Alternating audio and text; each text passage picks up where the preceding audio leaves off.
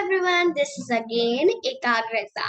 So today we are going to learn Science Chapter 1 NCERT book, Going to School Part 2 PPT. So today I'm going to teach you the Science Part 2 PPT. I've made Part 1 before, but before that I'm going to tell you something. I'm student of Class 4th I, DPS Ranipur Haridwar, and I took this 2 PPT and part 1 PPT, and all the PPTs in the future I'll make videos, and I just added the main screen like that, such things like I added this whole screen. So let's get back to the studies. So what are the learning outcomes? Students will be able to learn how to cross difficult paths with a group. So हम ये जान पाएंगे कि जब कठिन रास्ते होते हैं उसमें गुट बना के हम उसे कैसे पार कर सकते हैं. Understand the difficulties faced by the students, live in different platforms for going to school. हम ये समझ पाएंगे कि कौन कौन सी हमें कठिनाइयाँ आती हैं, बच्चों को कठिनाइयाँ आती हैं, स्टूडेंट्स को क्रॉस करने में लैंडफॉर्म्स को स्कूल्स में जाने के लिए. Understand the different means of transport used by the students for going to school in different states of India. हम समझ पाएंगे कि कौन कौन से means of transport बच्चे यूज करते हैं अलग अलग states में स्कूल जाने के लिए. So this is I showed you means of transport part 2. Bicycle ride. Every child likes to ride a bicycle. हर एक बच्चे को साइकिल चलाना बहुत अच्छा लगता है. You must have seen lots of bicycles in your school's parking area. आपने बहुत सारी साइकिलें देखी होंगी पार्किंग एरिया में स्कूल के. In some villages, now girls have started using bicycle to reach their school. अब कुछ गांव में लड़कियां भी उन्होंने शुरू कर दिया है बाइसाइकिल से. बाइसाइकिल मतलब हम साइकिल कहते हैं ये. तो आजकल लड़कियां भी गांव में जाने लग गई हैं अपने स्कूल इनसे. These girls are sharing their experience. अब ये लड़कियां बता रही हैं कैसा लगता है साइकिलों में स्कूल जाने के लिए. We ride our bicycles on the long road to school. हम अपनी साइकिल से जाते हैं स्कूल के लंबे रास्ते से. At first, girls here did not go to school because it was too far. पहले लड़कियां स्कूल नहीं जाती थी क्योंकि यहाँ से स्कूल बहुत दूर था. But now groups of 7-8 girls easily ride even through the difficult roads. अब तो आराम से 7-8 बच्चियों का गुट आराम से साइकिल राइड कर लेता है कठिन रास्तों पे भी.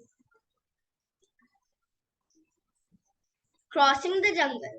Children who live near forest areas have to cross forest to reach school. बच्चे जो जंगल के पास रहते हैं उनको स्कूल जाने के लिए जंगल भी पार करने होते हैं. Sometimes the sounds of animals are also heard while crossing the forest. कभी-कभी तो जानवरों की भी आवाजें सुनाई देती हैं फॉरेस्ट में.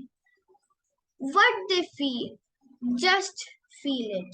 जो वो महसूस करते हैं अब आप भी महसूस करो. We have to go through thick forest to reach school. At some places, it is so thick that even sunlight does not pass through. हमें घने जंगल से पार जाना होता है स्कूल. कभी कहीं तो इतना मोटा इतना घना जंगल होता है कि सनलाइट सूरज की रोशनी भी पार नहीं आती. It is also very silent there. You can only hear the sounds of different birds and other creatures. वहां इतनी शांति होती है कि बस आप चिड़ियों की चहचहाट और बाकी जानवरों और कीड़े मकोड़ों की आवाज सुन सकते हैं। जैसे कि यहाँ पे आपको दिख नहीं रहा होगा, पर्पल स्क्रीन है, पर यहाँ पे आपको अच्छे से दिख जा रहा होगा। यहाँ पे सनलाइट तो पास कर रही है, पर कुछ कुछ जगह होती है जहाँ सनलाइट भी पास नहीं करती। यहाँ से ग्रुप बना के ऐसे जाते हैं। Moving on snow. In winters, the temperature of northern hills is so low that it starts snowing. जब ठंड के मौसम होता है, जब ठंडा टेम्परेचर होता है, तब नॉर्दर्न हिल्स मतलब उत्तरी पर्वतों में इतना ठंडा हो जाता है कि बर्फ पड़नी शुरू हो जाती है। So there is snow everywhere. In this condition, students have to walk on snow and reach their schools. तो वहां पे सब जगह बर्फ बर्फ हो जाती है। ऐसी कंडीशंस में जब ऐसा होता है तो बच्चों को स्नो में वॉक करना पड़ता है स्कूल जाने के लिए। What difficulties they faced? Just read. देखते हैं वो क्या क्या डिफिकल्टीज फेस करते हैं, बस पढ़ते हैं। See how we reach school. We go school through miles of snow.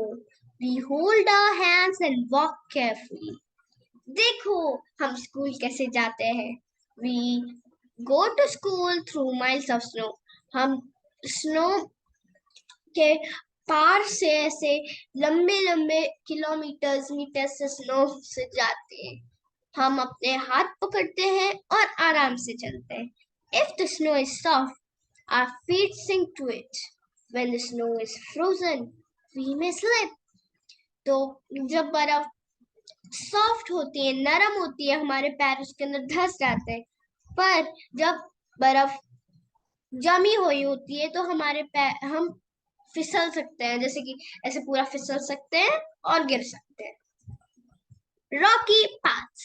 If you have visited hilly areas of Uttarakhand, you must have seen rocky path there. अगर आपने जो उत्तराखंड के हिली एरियाज मतलब जहाँ पे पहाड़ों वाला उत्तराखंड अगर आपने देखा है तो वहां आपने रॉकी पाथ देखे होंगे। रॉकी पाथ मतलब पथरीला रास्ता। If you will not walk carefully on it, the rocky plates shift and you may fall. तो अगर आप ध्यान पूर्वक चलते नहीं हो यहाँ पे तो जो रॉकी प्लेट्स होती हैं वो हिल सकती है और आप गिर सकते हो। But the students are very expert to walk on it. तो पर ये बच्चे तो आराम से चल लेते हैं। They are saying, वो कह रहे हैं, we live in mountains. The paths are rocky and uneven. The children who live in plains will find it difficult to walk on these, but we can race easily up and down. तो हम रहते हैं पहाड़ों में, वहां के रास्ते पथरीले और बराबर नहीं होते हैं। पथरीले होते हैं पर बराबर नहीं होते हैं। वहां पे जो बच्चे रहते हैं, जहाँ पे प्लेन्स में बच्चे रहते हैं, उनको दिक्कत होगी यहाँ चलने में, पर हम आसानी से ऊपर नीचे दौड़ लगा सकते हैं।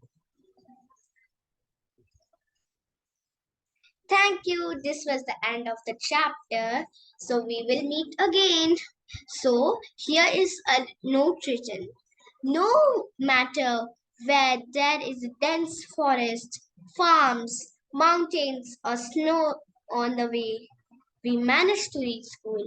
चाहे कितना भी घना जंगल हो, फार्म्स हो, पर्वत हो या बर्फ या स्नो हमारे वे में आए, हमें ये रोक नहीं सकता और हम स्कूल पहुंच सकते हैं। Thank you and have a nice day. नमस्ते। And I'll just end the meeting.